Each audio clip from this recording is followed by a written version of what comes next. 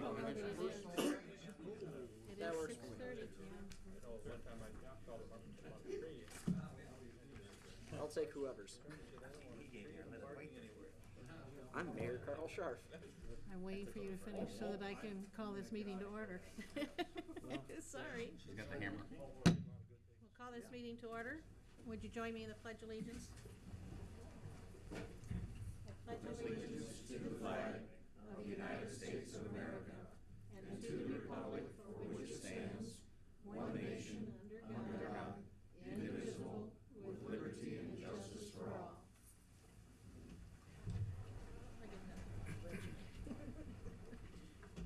Roll call, please. Holland, Yes. Lenius, Yes. Vaughn is excused, Hill, Yes. Dallenbach, Yes. Grover, Yes. Brown. Yes. Thank you. Before we do the approval of the agenda, we do have a couple of changes to it. Number 1 is removed and will be placed on the next agenda for February. He was not able to get here for this meeting with the roads and stuff, so he asked to be canceled and put on the next one. And number 9 is being taken off and will be placed on a later agenda. So if I can get an approval of the agenda with the corrections or the changes, I'm open for that. So moved. Okay, Second. thank you. Have a motion and a second to approve the agenda as changed. All those in favor? Aye. Aye. Opposed? Motion passed. There is no public comment tonight. Next is accept and approve the consent agenda that approves the following: the minutes of the January 13th, 2014 regular meeting, the Independence Volunteer Fire Department financial statements for the month of December, and Quick Trip number 717 Class C beer permit renewal, including Sunday sales, April 1st, 2014 through March 31st, 2015. So moved. Second. Okay. Motion by Holland, second by Dallenbach. All those in favor? Aye. Opposed? Motion carries. Approval of the bills? Make motion. I'll second. Motion by Hill, second by who? Grover? Okay. All those in favor? Aye. Opposed? Thank you. Next on our agenda is petitions from the public. The number 1 has been changed or removed. Number 2, we actually have 3 of these tonight, so I would like to try and keep them to about 20 minutes if possible. And our first one is bike safety route presentation, and Fred Smock, I believe, is going to speak to us on this one, and I have to move out of the way. Out of the way. Okay.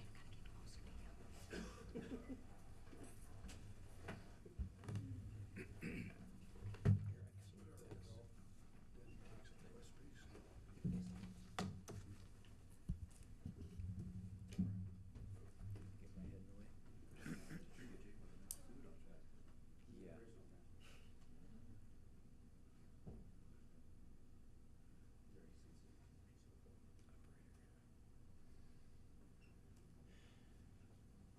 You can always tap dance while I'm standing here.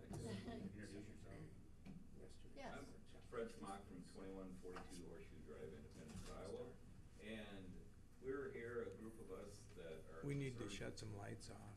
Oh, there you go. A group of us that are concerned citizens about safety for passage for the kids to get to school, especially since East Malik Elementary is no longer on the east side of town. Now East Elementary is on the west side of town.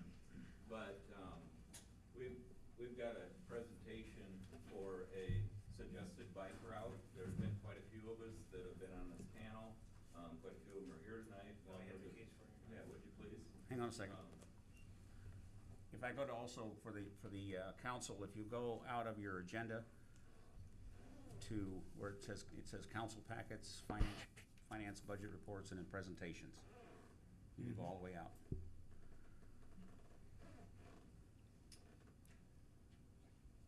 All on your Keep nice going. little trusty pads now. Now, presentations, There it is.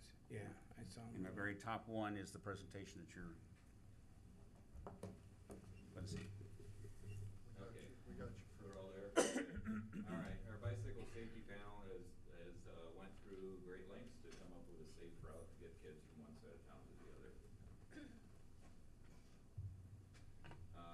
just a list of the people, quite a few of them are in the room right now that are on the bicycle safety panel and the different groups that they represent.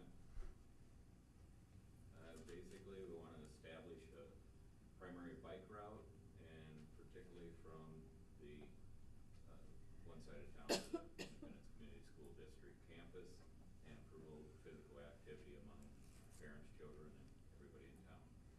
Indigo Healthy, we got a $10,000 grant from them a year ago, the Iowa's Fit for Life program, and part of what we was trying to do is a bicycle pedestrian route, improve connectivity and safety, encourage and promote physical activity, and educate the community on activity. We have a budget of $3,000 for this. The First Presbyterian Church, we got a $5,000 grant from them. Where our goal is to get a bicycle for any child in Buchanan County needs one. Bike helmets and bike locks are included with the bicycle, and safety training and safe riding routes is what we're working on. We identified the safest route, proper markings around the route, and then educate the community on what the route is. Okay, the route that you have here is on your guys' packet, and I think most of the people in the room has one with the same route, but it is going to go basically, gotta be able to read that. It's gonna start out at where Peter Schmidt's office used to be, and go in front of the library, or starts at the library basically, goes in front of the library down to, which street is that? No, if you take the next slide. Yeah, Okay. There you go. First Street, 9th Avenue, southeast from 9th, it'll go down to 3rd Street, and from 3rd Street, 4th Avenue, and 4th Avenue to 2nd Street. At 2nd Street, it will stay on 2nd Street to get across Highway 150 at the Casey's Corner, go across the bridge on the 2nd Street Bridge, and go down to Bill's where there's a four-way stoplight, and they'll be able to turn left, go back over to 3rd Street southwest, and take that all the way to Liberty Trail, which Liberty Trail by that time will be paved and have access. Yeah, on your iPad, you can see that particular map a lot better. Yeah. The yellow lines at the top, or the right side there, are the two trails on the east side of Independence on the First Street, and how they'll connect with that. Along with this is just showing First Street, but it's also showing some bicycle markings that's gonna be on the poles and stuff. It's part of the money that we've raised, is gonna buy the signs and the route map markings. And also showing a safe route, the school sign will be on all of them, and then directions where the kids can go.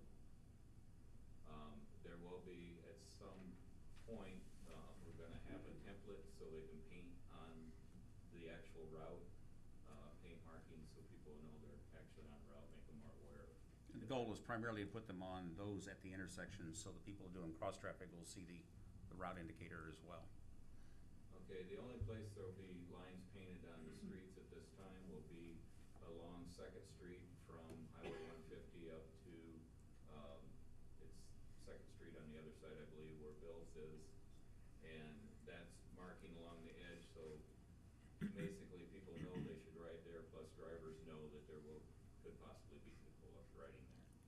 Bill's is actually on First Street, so you're a block down. Okay, that's right. And be able to- So First, it's the- Second Street, 2nd Avenue is so the, it's the It's the only, Darrell Davis Day Center, I'll make a plug. There you go, thank you. So when you get up here at the corner of 2nd Street and 2nd Avenue, you will turn left, the route shows that you're going left, and then you go on over to 3rd Avenue, and 3rd Avenue basically, even though it's not necessarily a straight avenue, but it's going all the way from there to Liberty Trail, which is up to 7th Street. So you will have, in the pictures here, it kind of shows a white line. You're not going to paint the bike lane in at this point? no, it's a route. The only time we do the lane is because of that, the busyness on 2nd Street between Okay.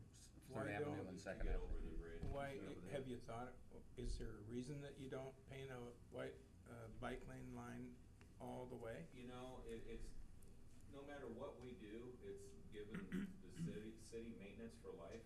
Yeah, I know, I And understand that. so if we painted the line all the way there, it's something that would have to be renewed, you know, on every other year, every 3 or 4 years basis. Yeah. I mean, I don't see a problem doing that, other than it might confuse drivers and bikers, because it won't necessarily be, you're gonna have cars parked along some of the streets we're on. Yeah. And so you'd be taking up parking and making people nervous that you might be losing your parking and that type of thing. Several of us drove it and rode it during the summer and early fall, and the amount of traffic that's on that 3rd Street, which is the longer part of the entire route, is extremely limited. And you're just not going to be faced with a lot of people wanting to know why your bike's on the road. That's fine, thank you. Okay. And there's 140 signs that we will be getting, and one stencil. Our cost on that is $2,150, which we have the money raised for. Yeah. County action, or council action required, it's all listed there. You have it all on your pads in front of you. You do have to go through and list it as a road, safe route maintenance. Do we have any questions? I think it's a great idea. I don't have any questions about it. It's probably, I do have one question. How do you, I mean, everything that you've done is on the south side of of Highway 20 or Old 20, whatever it's called now, Main Street. First Street, okay. How do, there's no plan or anything for This is the getting beginning. across? We would like to stretch it into other areas of town, but we're trying to get basically, and because of the switching of the schools and stuff, the kids that were on that side of the street over to the schools. Obviously, we need some arteries that are coming from, you know, up in the northeast part of town toward there, which kids funnel that way already. There's actually a school bus stop over in the northeast that